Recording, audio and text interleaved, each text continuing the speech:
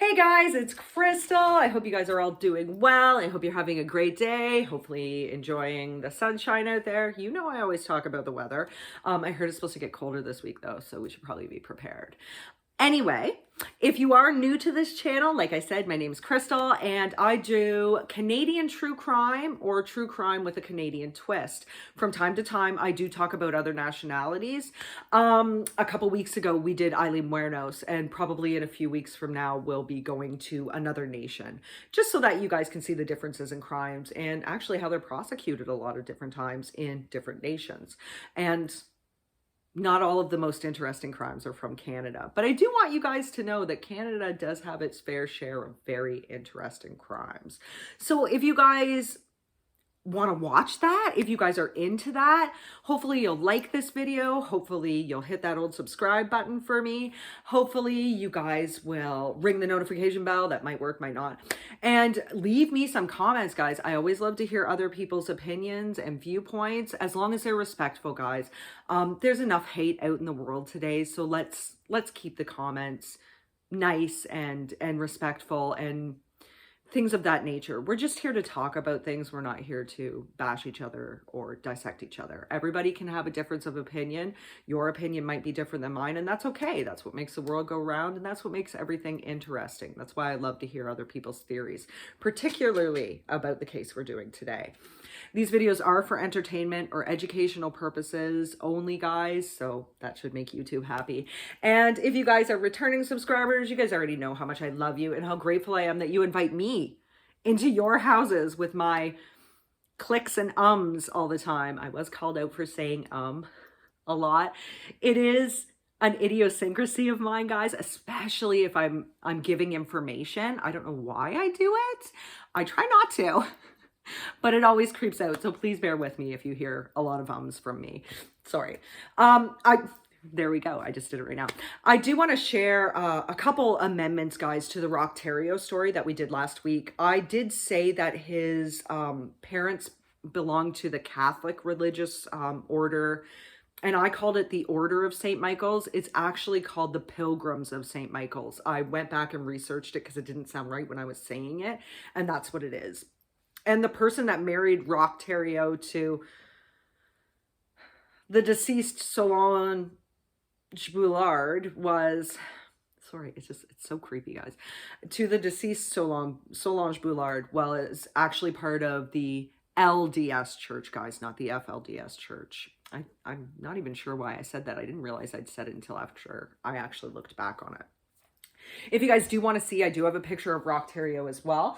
I was able to find a fairly good one that shows members of the family, just so that you guys can see. So this is Rock Terrio. I'm trying to get it so that it's, there we go, guys. Maybe you can, hopefully you can see his eyes in there. The hypnotizing blue eyes. So today, I thought that we'd go back to BC. I actually had another case in mind from BC that I was going to do this week until I saw this case. It was the first time I'd ever heard of this case, and this case is not a new case. I got very interested in it. So hopefully you guys will bear with me. My schedule is really messed up this week, so today's basically the only day I have for filming. Please excuse me if I have to look at my notes a little bit more than I normally do. I do try to have these memorized, guys, but there are points and times when I can't. So please bear with me. Today we're going to actually be talking about the disappearance of the Jack family. And the Jack family disappearance is very strange. They disappeared under really strange circumstances, but also it's the only case in known Canadian history where a whole family disappeared into thin air. If you guys want to know, because I know I didn't say it before, the homicide rate for BC is about 1.78 per 100,000 people. Now, that might not sound like a lot, but there's about 5.017 million people that live in BC. You're looking at about 50 to 55, maybe slightly higher murders a year because of that. However, BC ranks in the middle for homicide rates. Nunavut is actually number one. BC would be in the middle. It's below New Brunswick, which is odd because Moncton, New Brunswick is like the safest place to live, and it's above Ontario, so it's right smack in the middle. And of course, BC is the fourth largest province, Ontario, in Canada, and its capital is Victoria. Now, we're not going into Victoria today, though, so just for notification. Now, BC is very, unfortunately, well represented on the most dangerous places to live in Canada list. There's 25 places, and BC has, I believe it's 7 of those places, guys. So that's quite a few. The top ones, the most dangerous place to live in BC is Kinsnell. I'm sorry, I can't ever say it right. Kinsnell. I think it's Kinsnell, BC. That ranks at number 5 on the list. The next one is Terrace at number 8. Williams Lake at number 9. Prince Rupert is number 11. Port Alberni is number 17. Fort St. John is number 18. Prince George is number 19. And Dawson Creek is actually number 24. BC is also the province with the most missing and murdered Indigenous women and girls in Canada. It is the province that holds that record. So we're actually going to be looking at the Prince George area, but you probably will hear me mention Prince Rupert as well. There's a reason why I'm going to talk about Prince Rupert and Prince George. I don't know if you guys know this or not. If you're from Canada, you more than likely do. But the road that leads from Prince Rupert to Prince George is actually Highway 16, and it is known as the Highway of Tears. There's a couple more highways that were added onto the list later on that comprise of most of the missing women in the Highway of Tears. Now, there are 8 known victims from 1969 until looks like 2011, but I think they're saying ongoing. There are at least 18 victims that can be attributed to the Highway of Tears. Most people agree, that's the official number. Most people agree that the total is likely around 43, and there's some people out there that believe it's as high as 1,200. The majority of the women who are on the missing and murdered list are Indigenous. So we're going to be talking about Ronald, Doreen, Russell, and Ryan Jack. Ronald and Doreen were actually both from the Burns Lake area in BC. Burns Lake is a rural village. It's known for its Indigenous heritage. It's also known for its excellent mountain biking trails, guys. Apparently, it's known internationally for that as well. It's got some really great mountain biking trails there. And it's halfway between Prince Rupert and Prince George, so it's pretty much right central on the Highway of Tears, guys. And the Jack family were actually part of the Cheslata Carrier First Nation. On the Highway of Tears, or around the Highway of Tears, there are at least 23 reserves. So the Jack family would have been part of that. Ronald, or Ronnie, his friends and family all knew him as Ronnie, was born March 29th of 1963. To be honest with you guys, I couldn't find a lot about Ronnie's background. If he'd ever suffered any abuses, if he'd ever had any problems, I couldn't find a whole lot about him. The majority of the information I got from the articles I read and everything else was from Doreen's sister Marlene, so I know a little bit more about her. But I do know that Ronnie did love to laugh and joke, and he did love to be around his family. Doreen was born April 24th of 1963, so they were both the same age. And she was the oldest of what seems to be 4 sisters. There was Doreen, there was Marlene, there was Laureen, and there was Jocelyn. And Marlene describes Doreen as being the mother figure in the family. She was the one that looked after her younger sisters and protected them. According to Marlene, they didn't really have a mother. I don't know if that means that their mother had died or if their mother was just not present in their life. And it was Doreen that took that role within her family. Marlene did speak in 2017 at a panel for the missing and murdered Indigenous women. And she did say that when she shared both her story and Doreen's story, because Doreen is technically on the list, but not all lists will say she is. She was an Indigenous lady. She is missing. It was on that highway. She said that when they were kids, they both went through emotional and sexual abuse. And it wasn't just when they were kids, they suffered it when they were adults too. I don't know to what an extent, but that's what Marlene did say. The family was, however, very close-knit, particularly the brothers and sisters. They all loved each other. They all loved to see each other. And Doreen had always been described, she always has been described as laughing and joking. She was happy in her own situation in her own way. And she would be the first person when like there was a tense or bad situation to try to make a joke and get people to laugh. Ronnie has actually been described as the same way as well. So they seem like they fit together very well and that they meshed really well together. However, I'm only bringing this story up because it might lead into one of our theories later on. Marlene did tell of an incident to the Vancouver Sun that happened when she was visiting with Doreen one day. Now, Marlene said they were just hanging out and talking and drinking. They were at like a rodeo ground that was just outside of Burns Lake. They were just hanging out and being sisters, just talking and enjoying being sisters. When she said she got, quote, punched out. When she looked up from this, because obviously she wasn't expecting it, she saw Ronnie beating Doreen. This is the only story I've heard about this, guys, but she did say she actively saw Ronnie beating Doreen. She said that Doreen didn't cry. She didn't scream. She didn't try to fight back. She just merely tried to protect herself. Now, this is probably due to the abuses that she suffered as a child, so she was used to trying to protect herself and others. I don't know to what extent alcohol was involved. I don't know if any other mitigating factors were involved, but you guys know in Canada, there has been systemic racism toward the Aboriginal, toward the Indigenous population. It happened pretty much as soon as white people came to Canada. Instead of sharing our land, we tried to force the native population to assimilate into our culture. Basically, we committed cultural genocide.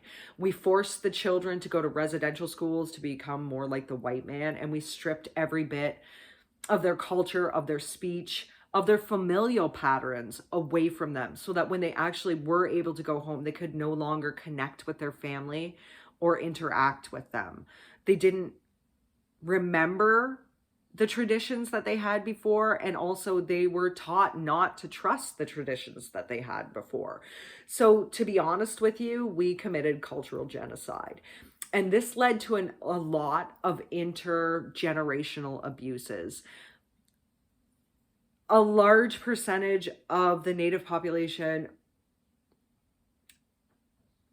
couldn't relate to either the white people because they looked differently, or their own families or their own Indigenous people because they weren't taught the same way as they were. So it led to a lot of intergenerational abuse. Mothers didn't know the traditions from before, so they couldn't really care for their children. And also residential schools, guys, which I do want you to know that some of them didn't close until the 1990s. That really wasn't that long ago. A lot of the kids that were brought to these schools were horribly abused emotionally, physically, and sexually. So the abuse plays into a big part of the intergenerational abuses that occurred, with drinking and taking drugs to try to forget what happened to you, not being able to connect with your children because you just can't. You just weren't taught that, but also because of the things that were that were visited upon you. And then you'd go and, in some cases, act them out on your own children because you didn't know any other way. So there's no question that there was a lot of systemic abuses. I don't know if Ronnie suffered abuse as a child in any form. I don't know if he did. We know that Doreen did. So this could be just a reaction to what they had suffered. And I don't know if this was an isolated incident, guys. It may have been. I really don't know. This is the only story I've heard about this happening, but it does lead to one of our theories, so I thought I better tell it. Now, the couple did have two sons. They had Russell Jack, and he was born February 28th of 1980. And then little Ryan was born July 26th of 1985. So the family seemed happy enough. At some point in time, they relocated from the Burns Lake area to Prince George. I think it was after Russell was born, so sometime within the couple years after that, they moved there. However, as far as I know, Ryan was born there. So they had lived in Prince George for a little bit. And Prince George is actually one of the larger cities in BC. It has a population of about 74,003. Just so that you guys know, have a little visual, if you will, of what the area looks like. And this was as of the 2016 census. And Prince George is about 2 hours and 37 minutes away from the Burns Lake area. So they were far enough away from their family where they couldn't just like stop by every week if they wanted to. The family lived at 2116 Strathcona Avenue in Prince George. And at some point in time, Ronnie suffered a back injury. He was unable to work because of that back injury for a while. So by August of 1989, he was, number one, looking for work, but number two, the family was living off welfare. And in most cases with welfare, with disability, with any assistance given out by the government, and I'm sorry to have to say this, it's just not enough, particularly if you have two little kids to feed and clothe. And of course, Russell would be in school. So the family was struggling, guys. The family was struggling a lot at this point in time. On August 1st of 1989, Ronnie went to a pub. It was about 4 blocks from his house. Oh, my earring just fell off. The pub was about 4 blocks from his house, and the pub was known as the First Leader Pub. It has since closed down. It was actually not that long ago that it closed down, but it is closed down now. And like I said, it was about 4 blocks from his house, so he just walked there. While he was there, he struck up a conversation with a man. The name of this man is entirely unknown, guys. I have no idea what it is. But through the man, Ronnie learned that there was a job opportunity for him. The man told him that it was either a logging camp or a ranch in the Besney area was looking for ranch hands, or was looking for work. It would be temporary work. But it was a job if Ronnie wanted it. And what's more is that Doreen could get a job there too, working as a cook's helper. And just so that we don't leave the kids out, because I'm sure Ronnie said, well, we have children, there's also a daycare at the camper ranch that will look after the kids for this temporary job. The job was supposed to be from 10 to 14 days, give or take. Ronnie's job in the camp was supposed to be bucking logs. So that basically means cutting a tree that has already been felled and delimbed, cutting it up into chunks, manageable chunks. So Ronnie was fairly happy about that. He was very excited. So he and this man both went and walked to Ronnie's house. The man waited outside for them. Well, I'm not sure if they walked, because the man did have a vehicle, so he may have drove him there. But regardless, they both ended up at 2116 Strathcona Avenue. Ronnie went inside, told Doreen the good news, and then they packed up so they could leave for this job opportunity. The man had told them that the job opportunity, that time was an issue with it, that they had to leave basically now at this point in time for them to be able to take advantage of the job. So at 11:16 p.m., this was August 1st, Ronnie called one of his brothers and told him about his good fortune. He told him that the whole family was going, and he also made sure to tell him that the job was temporary. He did the right thing, that it was going to be only 10 to 14 days. I say he did the right thing because he made sure that his brother knew that this was not going to be an ongoing thing. So let's say that the family had been gone for 3-4 months and Ronnie hadn't said anything. his extended family would have never known if they had disappeared, right? But Ronnie did the right thing, and he said, no, the job is only from 10 to 14 days. The whole family's going. So he was very excited. He hung up with his brother. Then at 1:16 a.m. on August 2nd, 1989, Ronnie called his parents and spoke to his mother. He told his mother the same thing. Job opportunity, whole family could go, daycare for the kids, 10 to 14 days, and that they would definitely be back in time for Russell to start the new school year. So his family knew that he was going. He did things the right way, but regardless. So witnesses, or at least one witness, can recall that at 1:21 a.m., so shortly before 1:30, the family all got into a dark colored 4x4 pickup, ostensibly driven by this mystery man, and left. They have never been seen or heard from since. Now, I did read online that sometime in September, Ronnie and Doreen called Ronnie's dad and told them that they were okay.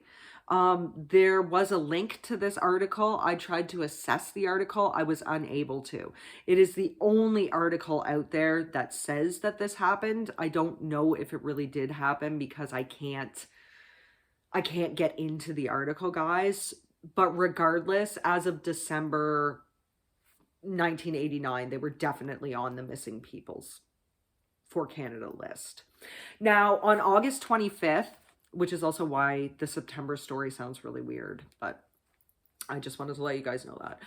On August 25th, the family was reported missing because they had said it was only going to be 10 to 14 days, right? So at this point in time, it had been 22 days. The family were starting to worry. They hadn't heard anything, and school would be starting soon. So they did report the family as missing.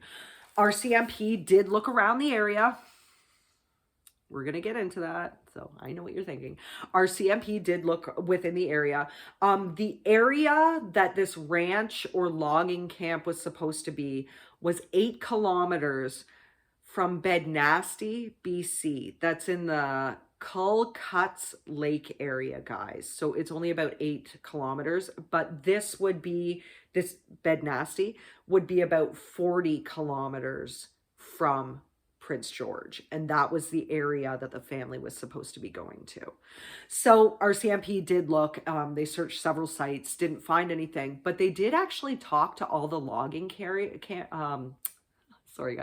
all the logging camps, and from what I know, the ranches in the area, and all of the logging camps told them the same thing, that they were not looking to hire anybody on that date. Nobody was hiring anybody at that date, so it seems like a very fishy story. Now, you guys might be wondering about the man that Ronnie met. Just give me 1 second, sorry guys. There were 2 eyewitnesses who came forward about this man, so there is a composite sketch. Hopefully it'll show up when I go to show you guys the pictures. One of the eyewitnesses came forward in 1989, and one of them came forward in 1990. But the sketches are fairly similar, guys. So they describe the same man. This man was about 6 foot to 6'6". So he was very tall. Ronnie Jack himself was only 5'6", and he weighed about 150 pounds. Doreen was 5'2", and she weighed 110 pounds. And both the kids would be under 4 feet. This man has been described as being 6 foot to 6'6", so he may have even been like a foot taller than Ronnie himself. He was definitely taller than everybody else. And he was described as being hefty, but not fat. They said he was between 250 to 275 pounds. So it probably means he must have had like a muscular upper body, or he was like barrel chested. He would have outweighed Ronnie by at least 100 pounds and Doreen by many more. So he's also been described as having reddish brown hair. It came to just below his ears from the sounds of it. And he had a mustache and a beard. He was wearing a red plaid shirt, faded blue jeans. He also had on a blue nylon jacket, and that ended at about waist length. He was also wearing work boots. Now, these work boots were fairly interesting because they had fringe that went over the toes. And he was wearing a baseball cap. There were no other distinguishing features, guys. I have no idea what eye color he had. I don't know if they knew or if they were close enough to be able to see that. Didn't look like he wore glasses. Nobody said anything about tattoos. That's how the man's been described. However, when people looked at the sketches, a lot of people said that this man looked a lot like Dave Picton. So you may wonder to yourself, who's Dave Picton? Dave Picton... Oh, I'm losing an eyelash here, guys. Dave Picton. I can't speak today either. Sorry, guys. Technical difficulties all around. Dave Picton is actually the brother of Robert Willie Picton, who is AKA the pig farmer. He's been known to kill, well, he was known to kill 6.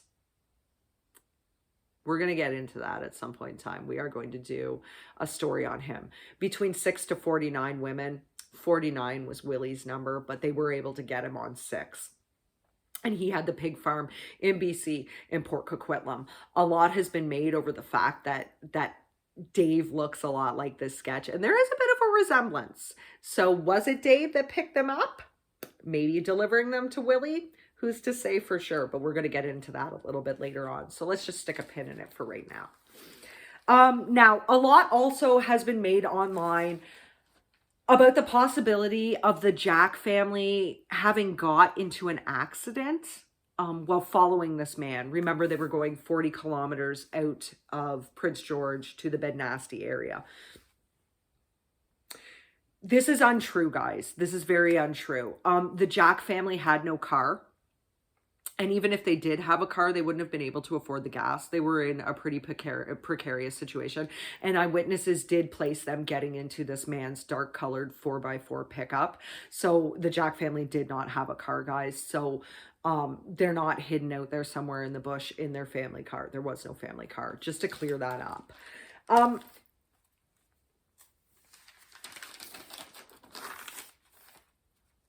So we talked about them talking about the logging camps.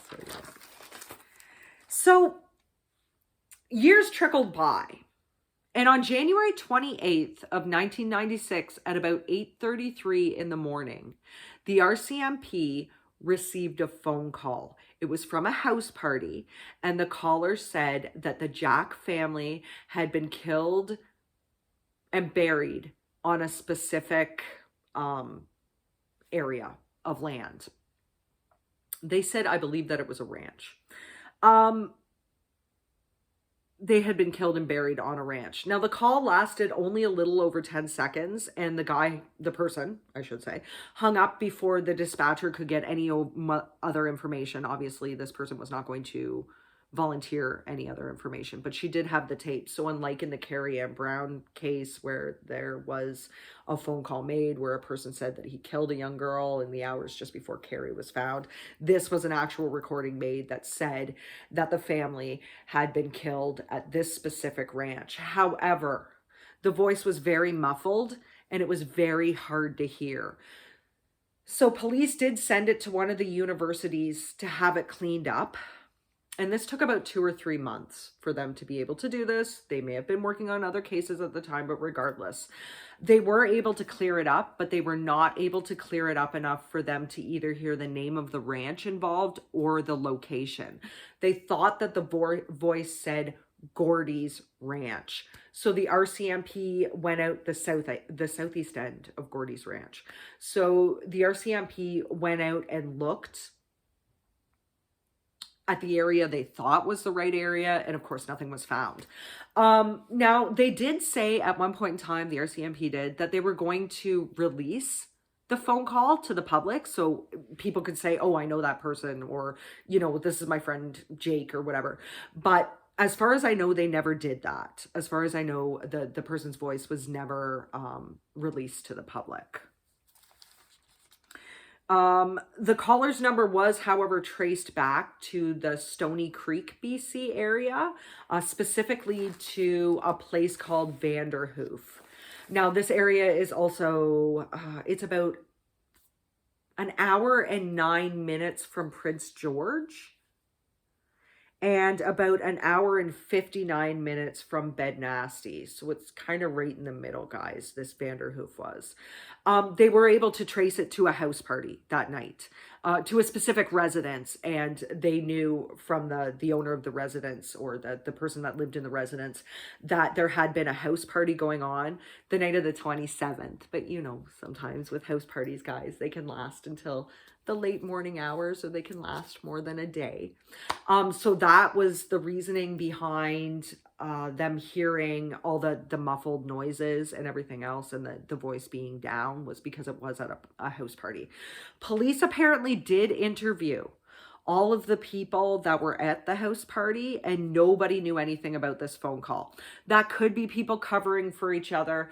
It could also be, though, that they thought they'd talk to everybody but hadn't, or that nobody knew about this specific person that may have been involved. It could have been that. The RCMP says they've done hundreds of investigations, and that they have thousands of documents related to this case. It's unknown if they actually do, so we're going to get into that in a little bit. Although I do want to point out, guys, that the RCMP does seem like they were trying. I mean, they did search the area. They have actively looked. They were looking into the phone call. So before I disparage anybody, it does seem like the RCMP was trying to take this perhaps a little more seriously. We'll get into that. They say that though there's no specific evidence to point to murder, they are treating the case as a homicide, or they are treating the family's disappearance, quote, as a homicide until proven otherwise, end quote. And this is according to Corporal Craig Douglas, who I think is spearheading the search for them, the investigation for them now. So even the RCMP believe that the Jack family has been murdered. I mean, there's no evidence that points to anything, really, guys. This is a very interesting case. It's very hard. I don't even know what theory I believe. And usually, you guys know I have a theory that I'll lean towards. This one's very hard. It's very hard. The RCMP did actually just search a property in 2019. They did get some tips, and they searched a property. It's on the Sakus Nation. It's on their land. And they have searched several properties before 2019, but 2019 is the most recent search they did. So this would have spanned August 28th to 30th of 2019, where they were looking at specific properties in the Sakus Nation Reserve. They had the full support of the Sakus Nation elders and their chief and all their representatives as well. They searched, but they didn't find anything. So they must have had some tip that led them to that. There's not a lot of information, because even though it's a cold case, technically speaking, because it hasn't been closed, it's still an active case, so they can't always release all the information. We talked about this before with respect to Courtney Lake and other disappearances where there's still an active investigation. They can't release everything. So they actually searched this using newer technologies that they hadn't been able to use before, like ground penetrating sonar in 1989. They really didn't have that or the money for it, but they were able to search this area using that, but they never came up with anything, guys. Nothing was ever found. Like, when I say not a trace of these people, not a button, not a hair, not a cell, even not skin, even like a skin cell, a fingernail, nothing from these people has shown up on any property or anywhere else. Like, they literally vanished into thin air. Marlene Jack, who is Doreen's sister, this is where a lot of the information comes from, because like I said, she's spearheading the campaign to find her family, says she isn't happy with the way that the RCMP has handled the case or the way it's been investigated. She said the RCMP told her that they aren't currently investigating quote, that they aren't currently investigating the disappearance, but are still accepting information and tips to look at a later date, end quote. I'm with Marlene on this one, because what exactly is a later date? If information comes into you, shouldn't you be looking into it? Specifically about a whole entire family that disappeared. And this was almost 32 years ago, guys. Don't you think that if a tip came forward to the RCMP, they should look into it at that point in time? So she doesn't know what later on means. I don't know what it means either, but she has said things like this, and we're going to get into it more. She said, quote, they could have closed it a long time ago if they had actually investigated it, end quote. And what she said is actually very, very accurate. I'm going to add the second part of the quote. I think the fact that they were a First Nations family, the RCMP never bothered to investigate properly, end quote. Once again, historically in Canada, this has been the case. If they find out that it's an Indigenous person that's missing, or if they find an Indigenous person that has been murdered or is dead, they don't generally tend, I'm sorry, the RCMP and surrounding police forces don't tend to look into these cases with anything other than a cursory investigation. Cases historically and still at present involving people of an Indigenous background are not taken as seriously as if the case was, a teenage white girl from suburbia and her parents were middle class. Oh yeah, they're going to investigate that really well. But if you're poor, if you're Indigenous, if you've been in trouble with the law yourself, if you're of color, I mean, we talked about this with regards to the Bruce MacArthur case, or if your lifestyle isn't white bread, so to say, and I don't mean like actually white bread, I mean like a loaf of bread, white bread. If your relationships, your sexual relationships, particularly if you're a woman, if you have several sexual relationships, or if you have more than one boyfriend at a time, they're not going to look into you very well, because you're loose. If you worked in the sex trade, they're not going to investigate very well, because look at the lifestyle that you let yourself live. If you are same-sex oriented, they don't want to look into your cases very well. If you're Native, they don't want to look into the case very well. If you're of color at all, it's more cursory. And there's not as much importance given to disappearance cases that don't involve basically white girls. And it's true. I wish it wasn't. And hopefully it'll change. Hopefully everybody's trying to change for the better. But at this point in time, that is the reality of it.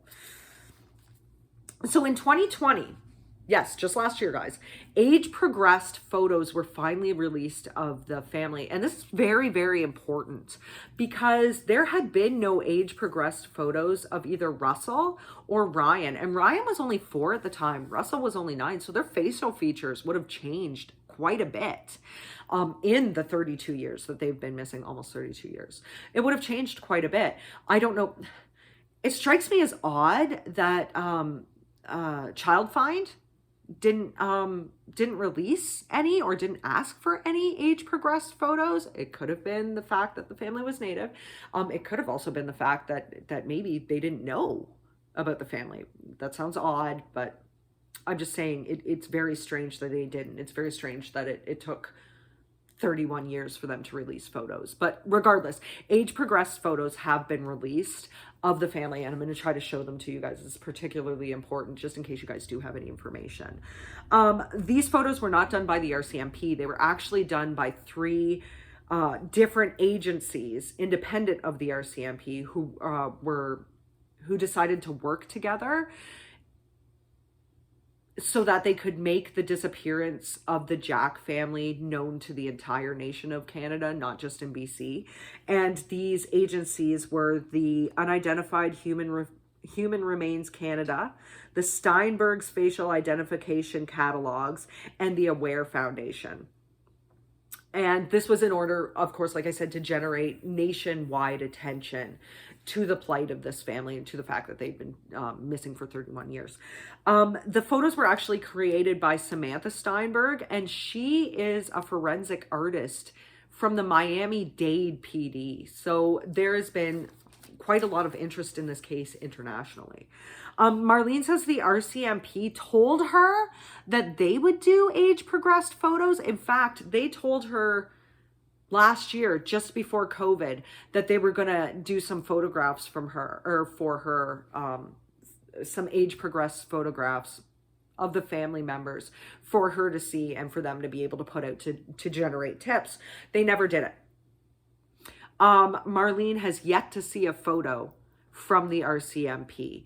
Now, the RCMP themselves has said that they did generate photographs, but they weren't satisfied with the results that came up, so they didn't show Marlene or anybody else. I know. Regardless, there are photos that exist thanks to this, the 3 other groups that decided to take it upon themselves to help out the family. Marlene says that new leads have actually been generated because of the age progressed photos, which I could see that happening. I mean, the little boy, Ryan, is not going to be 4 forever. Russell's not going to be 9 forever. And the family's looks could change, specifically as that was, a few generations ago now. Sorry, guys.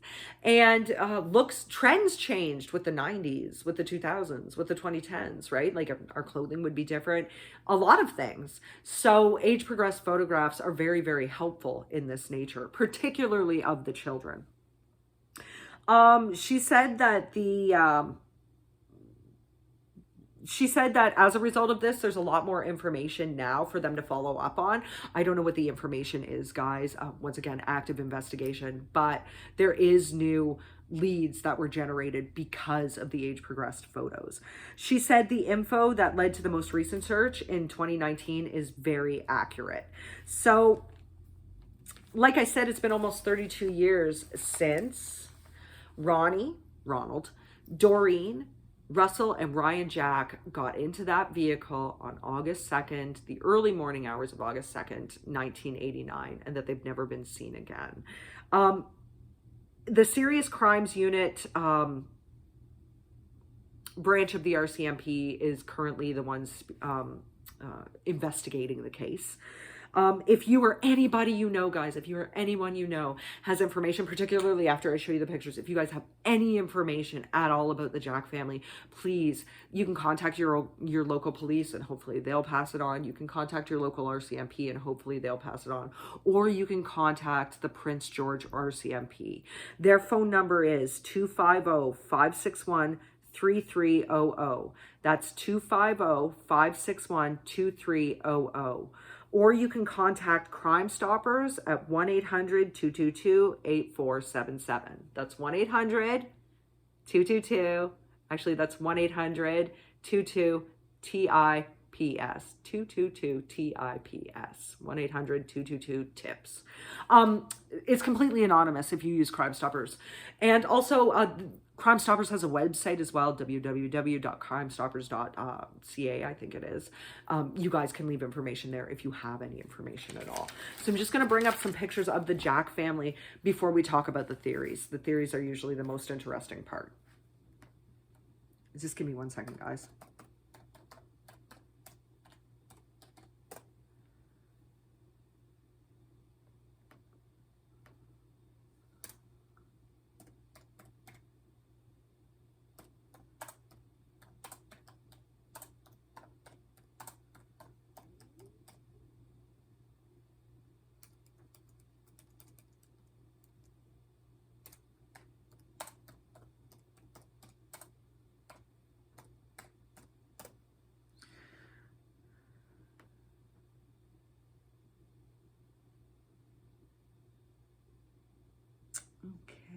hoping.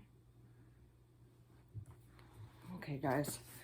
So hopefully you can see the whole entire screen there. That's the first photograph would be how they look like in 1989. The second one is the age progressed ones.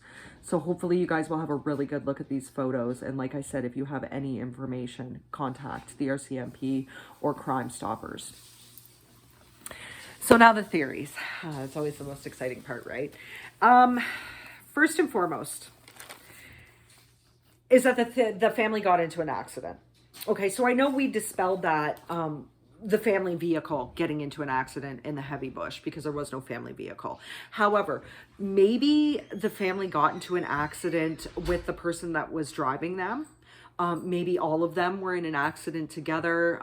I don't know how well used this road was. I don't know if it was actually Highway 16 they were going down. I don't know if they were going down gravel road. I have no idea which way they went, if they tried to take a shortcut, anything like that. There's a possibility that the whole family plus the stranger got into an accident or got lost and ended up in an area they didn't want to be at, and they all died because of that. There is a possibility for that. You guys know about heavy underbrush in BC. You guys know it's heavily forested. So it's possible to be lost there for quite a while. Specifically, if you guys remember Granger Taylor, we did talk about the fact that they, in 1986, claimed that they located pieces of his vehicle. It wasn't the whole vehicle. Obviously, it was just pieces of it. But if you guys watched the documentary, the CBC documentary called Spaceman, you noticed that in 2018, they found a vehicle near Mount Provost that Granger Taylor's niece actually said was his. It was a really old Datsun. It wasn't the same color, but I mean, could have been faded due to the sun. Lots of things. That was 38 years later. So it is possible that a vehicle could somewhere be out there and no one's able to assess it yet. That's one theory. Theory 2, murder-suicide. Okay, this is the reason why I brought up the abuse. Is it possible that Ronnie Jack was tired of his family? Is it possible that he thought of them as a burden of sorts? He was a young guy. They were a young family. They were struggling. Is it possible he killed them all so that he could start a new life?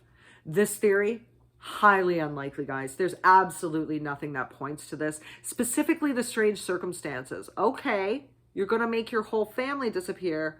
What about this stranger, though? I mean, it's possible he could have just used the stranger for cover, but it doesn't make sense. There's nothing that would lead me to believe, other than that one incident that we've heard of, that Ronnie Jack had any interest in harming his family. I don't believe it was a murder-suicide, but that is a possibility. An unlikely possibility, but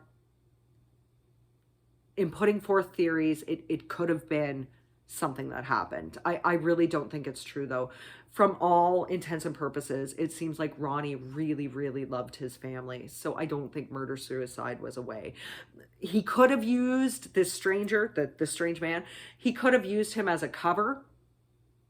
And, you know, he'd be a great red herring, right? Oh, I met this guy. Oh, he's got jobs for us. Oh, we're getting in his car. And then once they got to the place where they were supposed to go, if it was a legitimate job offer, killed his family, left to start all over. It's very absurd, but it could have been.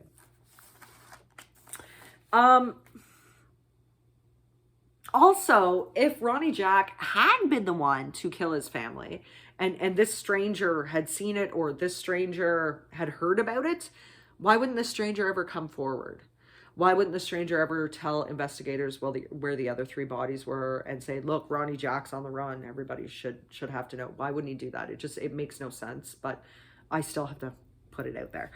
Number 3, the whole entire family wanted to disappear. So they staged it.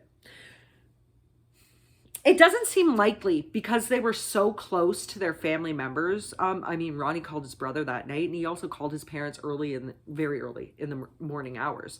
We know Doreen was close to Marlene. It doesn't seem likely that they would have staged a disappearance. But stranger things have happened. There's been lots of times where people have decided to leave the life they knew and go elsewhere, and their whole family goes with them. It's possible, but it's not probable, guys. It just doesn't make a lot of sense. Like I said, The Stranger would have been an excellent cover story if they had managed to do this, but it just doesn't seem likely. Even if they had gone off and started a new life somewhere else, it just doesn't seem likely that at some point in time, one of them wouldn't have called their family and said, hey, we decided to leave. We've made a different life for ourselves. Don't talk to us again. We just wanted to let you know we were safe. Number 4, the family was actually taken to a drug operation and was kept there. This does happen.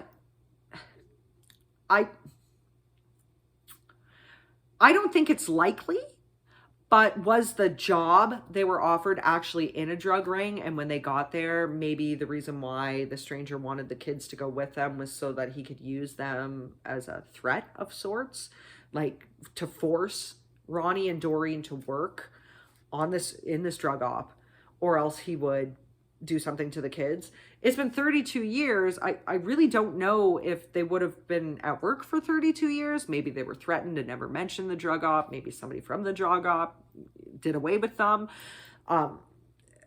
Maybe something blew up. I don't know. It doesn't seem likely, but it still has to be put forth, especially since there were a number of people online talking about the fact that it may have been a drug op. Were the family sold into sex trafficking? Was Ronnie murdered and Doreen and the boys taken into sex trafficking? Was Ronnie and the boys murdered so Doreen could be? Were Ronnie and Doreen murdered so the boys could be? This theory is highly probable, guys. I know a lot of people don't want to think about stuff like that going on, but it does happen. It happens a lot, and it happens all over the world. Probably more than we would ever know. So did the man look at Ronnie, hear that he had a wife and kids, and thought, okay, here's my chance? There were 2 people in the States. Their names were Leonard Lake and Charles Ng. Okay, and we are going to actually talk about them because they do have a Canadian link. They were known to kidnap whole families and basically make snuff films starring the women. They'd make pornographic films with them, but then snuff films later on of themselves disposing of the women. But they would quickly kill off the husband and the children, but they would use that as a way to torment the woman. So were Doreen and the boys sold into sex trafficking, or just the boys? Were they looking for just the boys? At 9 and 4, if the boys were sold into a sex ring or given into a sex ring, I mean, it's more likely that Russell would remember his parents, but less likely that Ryan would. So maybe that's why they haven't come forward. Were they threatened? There's been a lot of talk about Johnny Gosh. He went missing in the 70s. And there's been a lot of talk about him possibly being sold into a sex ring. His mother believes this. His mother believes that Johnny came and visited her. I believe it was in the late 90s. There was also a man that came forward. He has multiple personality disorder. He has dissociative identity disorder. But he came forward and said that he actually helped kidnap Johnny, and they were all part of the same sex ring, because this man was a boy at that point in time and he was forced to do it from the sex ring. Is it possible that the boys were kidnapped and sent to somewhere in the States, somewhere in Europe, somewhere in Asia, anywhere in any country, Australia, Africa, any country, South America, and not Antarctica, but South America, and basically they don't know how to get home. They have no way to contact anybody, or were they threatened to never mention it, or their family would be dead? Was this a case of sex trafficking? It happens all the time. To me, this is a more plausible theory than some of the other ones I've heard. But regardless, it could account for why nobody's ever seen a single thread of them, why there's never been anything found. The last theory, the family was murdered. This also seems like it's the most likely theory. Marlene Jack at this point in time does not believe her family's alive any longer. She would just like for people to give information so that they can bring the Jack family home and properly bury them if it's possible. She says that justice is secondary right now. The primary thing is to find out what happened to her family and bring them home if there's anything left, if possible. So were they murdered by somebody? Were they murdered by this strange man? No logging company or ranch was hiring at the time. It seems like this guy must have had something on his mind. He actually went to the home and waited outside for these guys, for Ronnie and Doreen and the boys to be done. And he made it a specific kind of thing to invite the whole entire family along. So were the family murdered by this man? Now, once again, was this man Dave Picton? Okay, I don't believe it was Dave Picton, guys. Like I said, he does kind of look like him. We'll bring up the composite sketch if I can at the very end. Okay, but there's a number of differences too. For all intents and purposes, Dave Picton never had anything to do with what Willie Picton was doing. He told the RCMP that, and the RCMP have cleared him, whether we believe it or not. Dave Picton was known to be a wannabe, guys. He thought he wanted to be just like the bikers he saw. He wanted to be a Hell's Angel. He thought he was tough. He swears a lot. He's coarse. He's short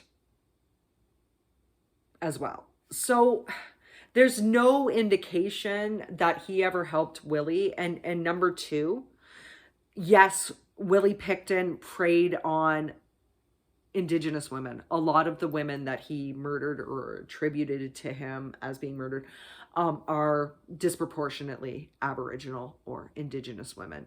But these women were sex workers and were addicted to drugs. There's no indication whatsoever that Doreen was involved in either of those things. There's no indication that Ronnie was involved in either of those things either. So it does not seem likely to me that Willie Picton would have chosen a whole family. The victims that came to him came one by one.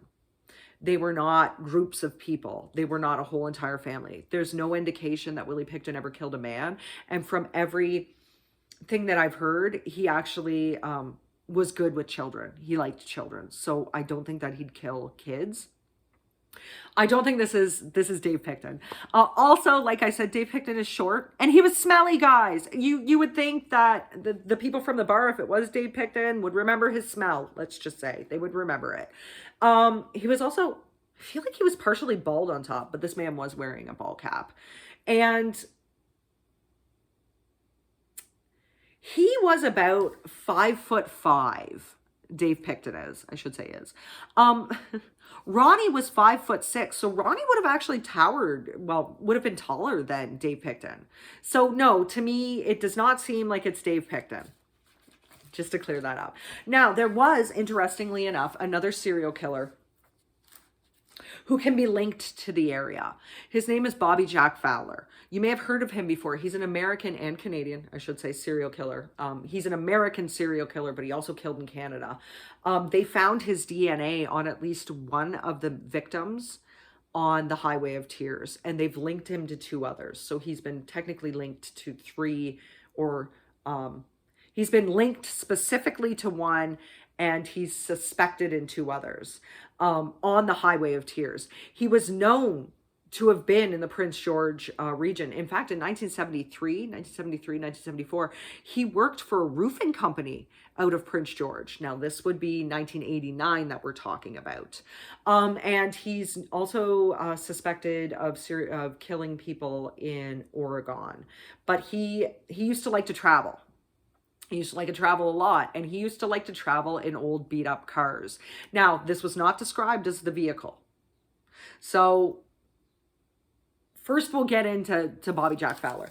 And I will do a story on him later if you guys want to know. I don't want to tell you too much. He was only ever convicted of one killing. They just had his DNA, so they were able to link it to Colleen McMillan. And there's two other girls that he's suspected of killing in Canada. So he is suspected of killing in Canada and the States. He's dead now, guys. He died a few years ago. I think he died in 2011. So he's been dead for a little bit, but they do suspect him. Now, I doubt it was Bobby Jack Fowler, but I will tell you that the First Leader pub is a place that he frequented. He was known to frequent that pub, but I don't know what years he was known to frequent it. I don't know if he was spending time. I think they got him on, he was only serving a 16-year sentence, and I think it was for attempted murder and rape. It wasn't until DNA came about really well. It wasn't until the technology was able to look at more minuscule samples that it was found out that it was Bobby Jack Fowler. However, like I said, he used to like to drive around and beat up cars. This was a truck that took the whole entire family away. He does not look at all like the composite sketch. Nothing about him looks at all like the composite sketch. He's tall, he's thin, he had brown hair. It just clean shaven. It wasn't like that. He also was known to pick up women in bars. He said that if he picked up a woman in a bar hitchhiking, that she wanted to be raped, and that's why he did it. Doreen wasn't at the bar. It was Ronnie that talked to the stranger. So it doesn't make sense that it was Bobby Jack Fowler. Could it have been another killer? Don't say Gary Ridgway. I know you guys don't want to say that, but from the description of the person put forward, no, it wasn't Gary Ridgway either. And Gary Ridgway was not known to attack whole entire families. He was known to attack sex workers. Could it have been a phantom? Anyone else? Like someone completely unknown? That's entirely possible. To be honest with you guys, the two theories that make the most sense are that the family was murdered by the person that picked them up for whatever nefarious reason, or that he murdered Ronnie or did something to Ronnie and either made snuff videos with Doreen or sold her and the boys or just the boys into sex trafficking. All of these things are possible. We're assuming that the man they met was Canadian. He could have been from the States. He could have been from Europe. He could have been from anywhere, guys. We don't know. We literally have no idea what happened because there is nothing. There's nothing. There's no bodies. There's no trace of them ever found. So I don't know what to tell you guys. It's a very confusing case. It's a very interesting case. So what do you guys think happened to the Jack family? Do you think they were murdered? Do you think they went off to start a new life by themselves and that the stranger was just a red herring? Do you think they were killed by a serial killer? Do you think they were just taken to a drug operation and forced to work there? Do you think they were sold into sex trafficking at all? Do you think it was literally an accident on the way to Bed Nasty? Did they get into some type of accident and have never been found since? What do you guys think happened to the Jack family? I'd love to hear your opinions on this. This is a stumper, guys, and I don't even know what to say about it. It's very, very interesting. Just give me 1 second, guys, and I'm going to bring up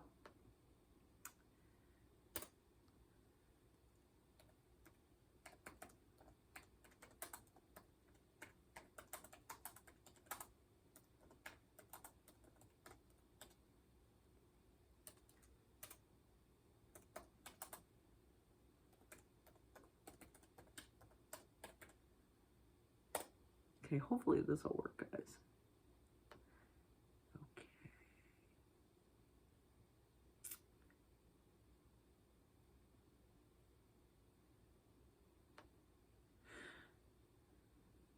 Okay, so once again, guys, this is the family pictures. These are the age progressed family pictures. Particularly pay attention to the two boys at the bottom.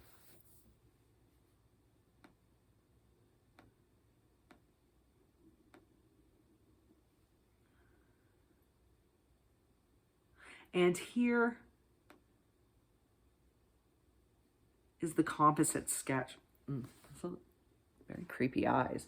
But like I said, those were the sketches from 1989 and 1990 that the two witnesses put forward, and they do look strikingly alike. I know a lot has been made about this man looking like Dave Picton. He actually didn't really look that much like Dave Picton. I mean, there's some similarities, specifically the red hair, but I don't believe that it's Dave Picton. But tell me what you guys think. Leave me comments down below. And like I said, if you guys do want me to cover a case, let me know down below as well. And then, you know, we can all share information on what may have happened. But hopefully, guys, if you guys have seen anybody that looks like the Jack family or the boys or Doreen or Ronnie, if you guys know any information, if you guys know of anybody with information, please call that in to the RCMP. Marlene and the rest of the Jack family deserve to know what happened to their family. And hopefully, guys, we'll be able to bring them home. So hopefully you guys will like this video. You'll subscribe if you already haven't. Hopefully I didn't say too many ums this time. I'll try to watch that in the future. And hopefully you guys have information, that somebody out there has information on this case so we can solve it. Hopefully we can solve that this year. But let me know what you think, like I said, down below. And I will hopefully see all of you guys back next week. Later for now. Bye, guys.